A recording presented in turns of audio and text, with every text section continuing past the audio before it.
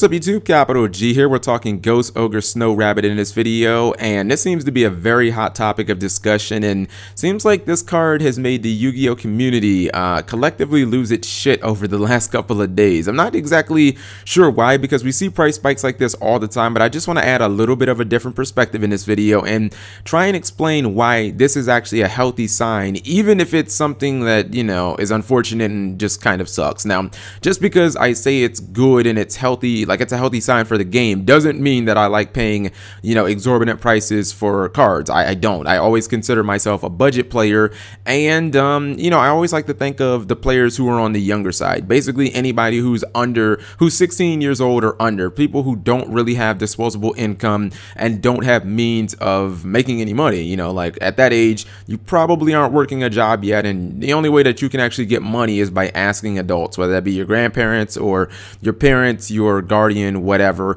You know, the only other option outside of doing something like illegal, stealing cards, is pretty much to trade for them. But I mean, if you're looking to keep up with the Joneses, to be playing like the, you know, the newest decks and whatnot, let's say that you wanted to play Cosmos. I mean, if you wanted to run 2 Ghost Ogre Snow Rabbit, I mean, that'll set you back 140, maybe 150. You throw 3 copies of Farm Girl in there, that's another 120. Then you probably add some emergency teleports. Those are like, you know, 3 copies, that's 60 bucks, let alone the other staples and whatnot. And maybe if you want to throw an extra deck together, you're looking at maybe $300-400, and that's pretty expensive considering that right now Yu-Gi-Oh is just about as affordable as it has ever been. I mean, when you can pick up decks like Ritual Beast and Yosenju and Volcanics pretty cheap, or you can build an entire deck for like $100 outside of maybe a couple of extra deck cards, $400 is a hell of a lot of money. It's, you know, something like where it can be completely out of reach for younger players and budget players, which when I started this game, I was about 15 years old. So I always try and keep that in mind when I build my decks. Like, don't spend that much money on this, because when I was around that age, like, would I rather spend $500 on a Yu-Gi-Oh deck, or would I rather buy a PS3 or an Xbox One? Like, I'd rather get a video game system. So anyways, the thing about this is, and even though that we have historically seen card prices super high, I mean, this is only $75. I hate saying only $75, but when I put it in context of other card prices, only is a card that, like, it's only is a word that is applicable here. You know, when you compare this to a Necros of Brionic that was $160, or a Tour Guide from the Underworld, a Mecha Phantom Beast Dracosat, cards that were $180, Evil Swarm Exiton Knight, Big Eye, those were like what, 120-ish, Spellbook of Judgment, that was another card that was like $120. You know, $75 isn't that bad, but if you even go back to the GX era, oh my goodness, you will really go batshit. You know, you're talking about Heraclinos being $300, and Dark Arm Dragon being $250, Crush Card Virus being $300. You were talking about the decks of those era, from Glad Beast format to Teledad format, where some of the top decks could roughly be around, I don't know, not even max rarities. You're talking like $1,000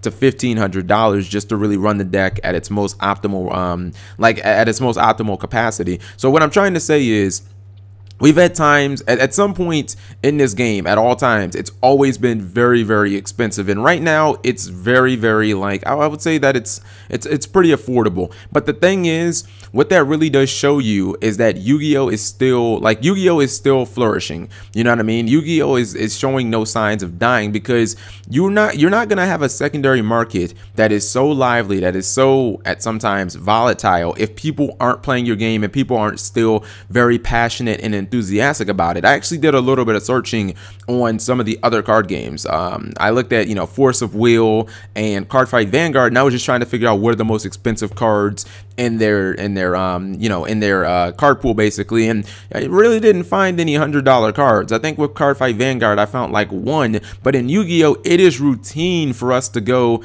you know, for every 3 months for us to have a new $100 card because of hype, or because it's really, really good and necessary, like a card like Dante or something like that. And it really does show that this game isn't even close to dying. You know, it seems like every time, or, you know, every month you may go to locals, or, you know, a Yu-Gi tuber may quit, and there's always some new gloom and doom story about, oh my god, RIP Yu-Gi-Oh, this game is so bad and everybody's quitting, and if Konami keeps messing up the ban list, the game's gonna be dead in a year. And then lo and behold, a year later, we still got a whole bunch of, you know, new players who are coming into the game. Nationals is still getting 2,000 players, which was actually actually double the Pokemon TCG. I'm not taking a jab at them, but I actually watched the Pokemon TCG live stream, and their nationals was actually 1,000. So when you look at these other card games, it shows you that Yu-Gi-Oh is still prospering. Like, Yu-Gi-Oh is still much higher on, I guess, the tier list. I hate to use that, that's a Yu-Gi-Oh term.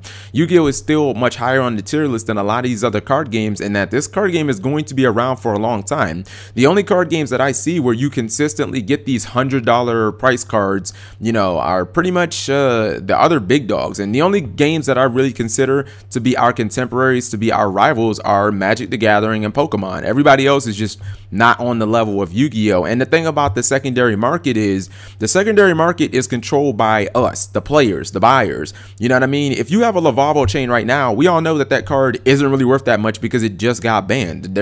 I mean, you can't play it pretty much anywhere, whether it be locals, ARG, any Konami official sanctioned event. You can't really play the card. So if you happen to put it on eBay for $100 and nobody wants it, I mean, there's nothing you can really do there. Or if you were playing Yu-Gi-Oh in the game, which is absolutely dead, and you put it on eBay and the card was worth $100, you know, maybe nobody would buy it because nobody's really interested in the game. But if you have a card like Ghost Ogre Snow Rabbit where there's a lot of hype, yeah, you can sell it in like a heartbeat, or maybe the card price goes up. And anytime you have card prices that continually rise, that just shows you that there are players out there that are leaping and basically tripping over each other to pick these cards up. And as long as that happens, I take that as a sign of, man, people still really like this game. Even if there are constant complaints, even if we bitch about Konami way more than we probably should, it shows you that there are still thousands of passionate players out there, and that the game is, it's definitely thriving. It's still healthy. So, you know, this is one of those videos where I just want to look at something small and kind of take a big picture out of it. You know what I mean? If I had to look at Yu-Gi-Oh right now, I'd say that this game is definitely in a healthy state. You know, people have been complaining there aren't enough YCSs. What is Konami doing with the game? You know what I mean? As long as they're releasing cards and players are still tripping over themselves and jumping and leaping at them despite the high card prices, it means that there's still a lot of excited players out there. And that's a good thing, because I don't want Yu-Gi-Oh to end anytime soon. Obviously, I have a vested interest in it being a Yu-Gi tuber and everything.